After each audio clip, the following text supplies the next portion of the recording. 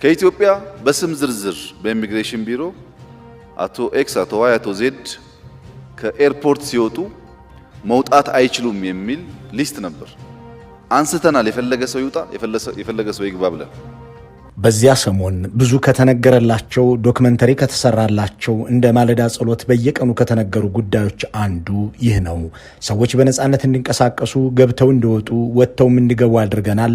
ባለጠመንጃውን ፖለቲከኛም ማይክራፎን የያዘውንም ጋዜጠኛ የተሰደደውን ሁሉ ወደ አገር ቤት አስገብተን ኑ እንደመር ብለናል። ልባችን ሰይፍ አለው፣ ሰይፉም ሰላም ይቅርታና ፍቅር ነው ተብሎ ነበር። ከኤርትራ ባለጠመንጃዎቹ፣ ከአውሮፓ ከአሜሪካና ከግብፅ ደግሞ ባለፖለቲካዎቹ እንዲገቡ ተደርጓል።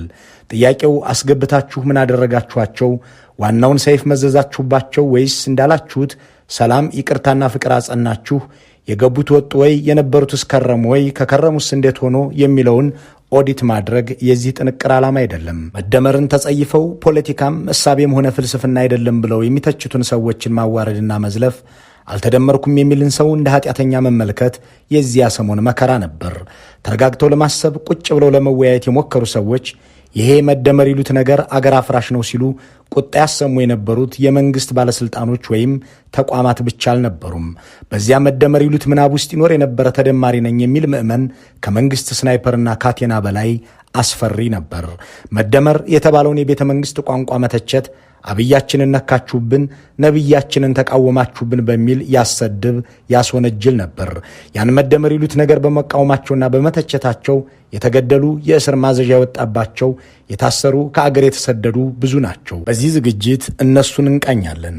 እነዚህ የመደመርን ጸበል አንቀምስም ብለው የተቃወሙ ሰዎች ዛሬ የት ናቸው? እነማንስ ናቸው? የሚለውን በጥቂቱ እናስታውሳለን።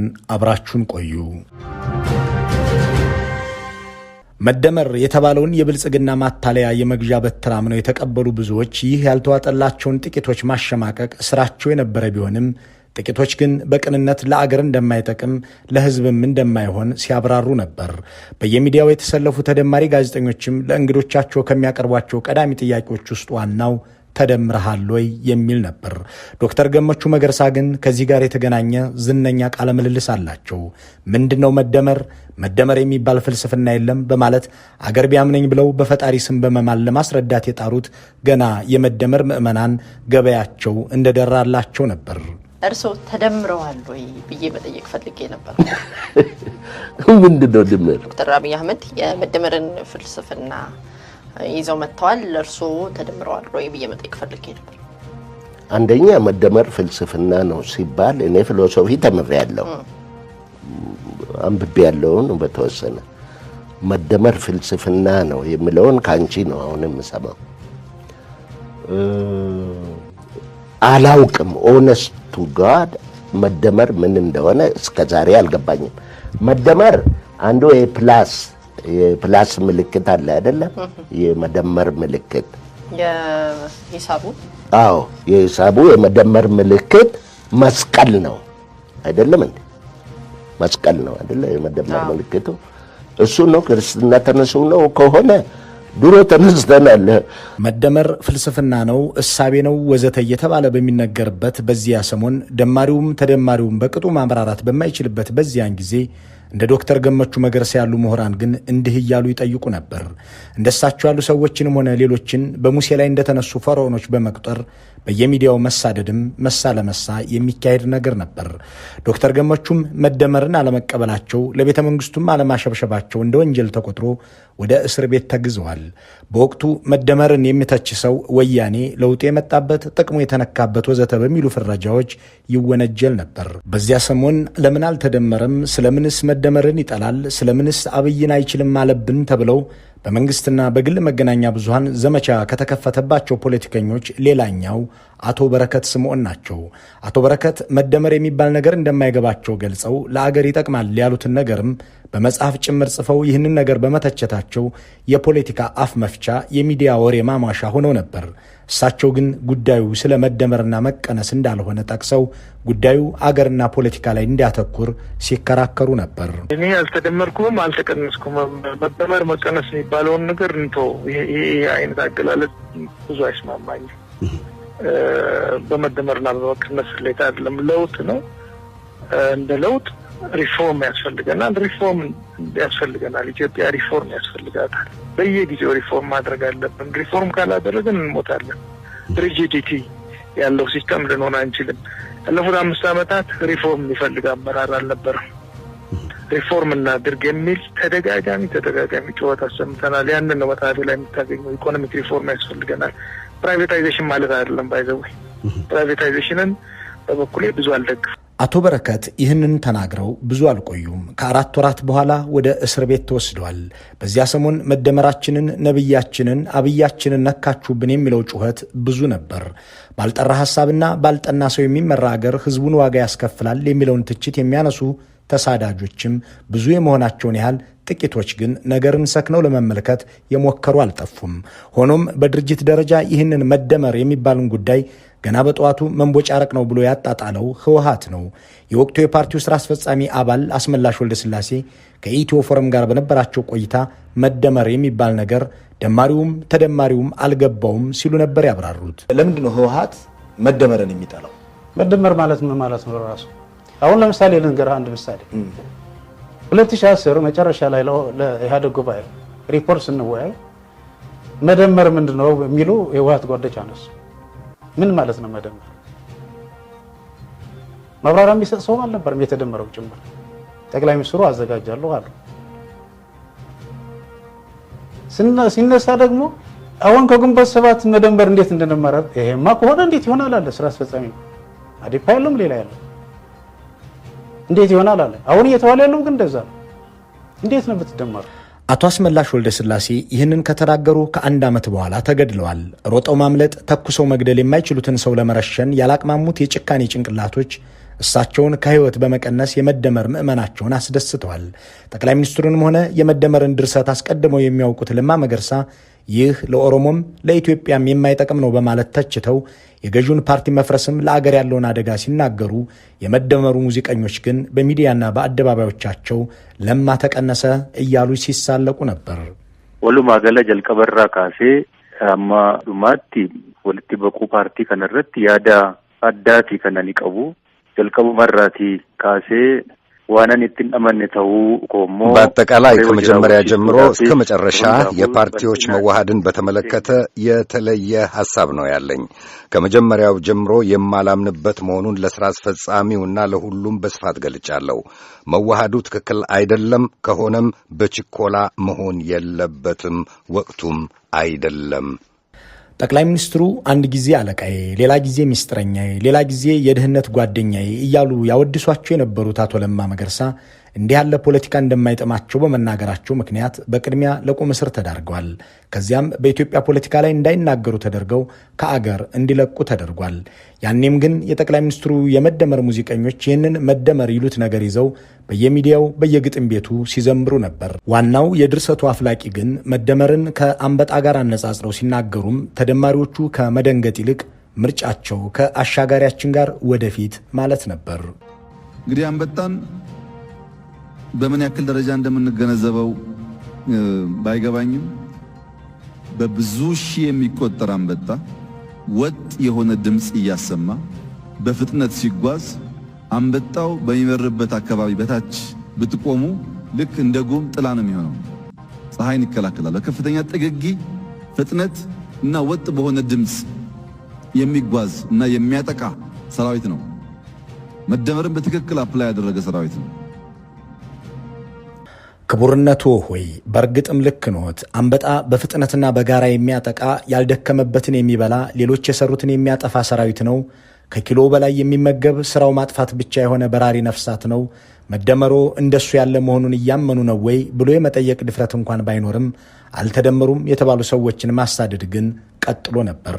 አስገራሚው ነገር ጠቅላይ ሚኒስትሩ ይህንን የተናገሩት ከማዕከላዊ ኢትዮጵያ እስከ ሰሜን ኢትዮጵያ የአንበጣ መንጋ ገብቶ የአርሶ አደሩን ሰብል በማሳው ላይ እያለ በሚበላበትና በሚያወድምበት ወቅት ነው። በጥቅምት ወር የመጀመሪያ ሳምንት ላይ በ2013 ዓመተ ምህረት አንበጣንና መደመራቸውን አነጻጽረው ተደምሮ የሚያጠፋ ኃይል ነው፣ በትክክል መደመርን የሚተገብር ነው ብለው አንበጣን ካወደሱ ከ2 ሳምንት በኋላ ሚሊዮኖችን ያጠፋውን የትግራይን ጦርነት ተጀመረ። የጥግጊው ልክ እንደ ዳመና ፀሐይ አያስገባም። ድምፁ ወጥ ነው። ስፒዱ በጣም ፈጣን ነው። አይጋጭም። እንደዚህ አይነት ጠላት የገጠመው ሀገር በዚያው ልክ የመከላከል አቅሙም የተደመረ መሆን አለበት። ከፍተኛ ጉልበት ያለው ኃይል ሲመጣ በዚያ ልክ ዝግጅት በእርግጥም መደመር ለጥፋት የሚደረግ ህብረት መሆኑ በተደጋጋሚ ታይቷል። እሳቸው ይህንን የተናገሩት ጥቅምት 9 2013 ነበር። በዚህ ንግግራቸው መደመርን ጠቅሰው በአንድነት ለጥፋት የሚደረግን ዘመቻ ገልጸው ጠላትን ለመከላከልም ህብረት እንደሚያስፈልግ ሲያብራሩ የዓለማችንን ውድ ጦርነት 1.2 ሚሊዮን ህዝብን የሚፈጅ ውጊያ እያዘጋጁ መሆኑ የታወቀው ግን ከዚህ ንግግራቸው 15 ቀናት በኋላ ጥቅምት 24 2013 ጦርነት ሲጀመር ነበር። ኦሮማራ የሚባል ህብረት፣ ቲም ለማ የተባለም ጥምረት ዓላማው ጥፋት መሆኑን የሚናገሩ ሰዎችን የሚያሳድደው አገር ግን እንዲህ ያሉ የጥፋት እቅዶች በአደባባይ የተነገሩትም ሰዎቹን ከማንኳሰስ አልቦዘነም። መደመር ይሉት ውል የለሽ ጉዳይ ወደ ፖለቲካው ከመጣ ግቡ ጥፋት ነው የሚሆነው የሚለውን ሐሳብ ለመሞገት የሞከሩ ሰዎች የደረሰባቸውን ነገር ወደ ማስታወስ እንመለስ። በዚያ ኑ እንደማመር ተብሎ ጥሪ በተደረገበት ሰሞን መንግስትን አምነው አገር ጠራችን ብለው ወደ ኢትዮጵያ ከገቡና በአገሪቱ ፖለቲካ ላይ አስተያየቶችን በመስጠት ይሳተፉ ከነበሩት ምሁራን አንዱ ፕሮፌሰር ሕዝቅኤል ገቢሳ ናቸው። ፕሮፌሰሩ ለአገር ይጠቅማል ያሉትን ሐሳብ በመጠቆም መደመር የሚባል የማታ ህልም ግን የኢትዮጵያ ጥያቄ እንዳልሆነ ከሞገቱ ባለሙያዎች አንዱ ነበሩ። አንድ ጠቅላይ ሚኒስትር ነው። አንድ አገልጋይ ነው። የመጀመሪያ አገልጋይ ነው። ፈላስፋችን አይደለም፣ ንጉሳችን አይደለም። እነዚህን ሁለት ነገሮች የመስራት ኃላፊነት ነው ያለባቸው። ከዚህ ውጭ ያለው ነገር ሁሉ ትርፍ አስፈላጊ ያልሆነ ነገሮች ናቸው፣ የግል ጉዳዮች ናቸው። ስለዚህ የመደመርን ነገር እኔ እንደ ግል ጉዳይ ነው። ይሄ ፍልስፍና አይደለም። ይሄ መደመር ፍልስፍና አይደለም፣ ኮንሰፕትም አይደለም። መደመር ፍልስፍና ተውና ቲዮሪ ምንም አይደለም። አሁን እንደሰማሁት ከሆነ ድልድዩን እንደርምስ፣ ተደምረን እንሻገር ወዘተ በሚሉ መፈክሮች ጥሪ ወደ አገር ቤት የተመለሱት ፕሮፌሰር ሕዝቅኤል አሁን ወደ ኢትዮጵያ እንዳይገቡ ከገቡም እንዲታሰሩ የእስር ማዘዣ ከተቆረጠባቸው ሰዎች አንዱ ናቸው። በመደመር መፈክር ስር ከተነገሩ ቃሎች አንዱ ደግሞ በውጭ አገር እያሉ አሸባሪ የተባሉ ሰዎች ወደ አገር ቤት እንዲመጡ አድርገናል የሚለው ይጠቀሳል። ከለውጡ በፊት የነበረችው ኢትዮጵያ በ45 ሺህ ገደማ ኢትዮጵያውያን ከውጭ ወደ አገር ውስጥ መግባት የማይችሉበት፣ በቁጥር ከፍ ያለ ቁጥር ያላቸው ተቃዋሚ ፓርቲዎች በትጥቅ ጎረቤት ሀገራት የሚታገሉበት፣ በውጭ ብዙ ሀገር ተሰደው አገር ውስጥ መግባት የማይችሉበት፣ በያሉበትም አሸባሪ ተብሎ የሚታደኑበት ሁኔታ ነበር።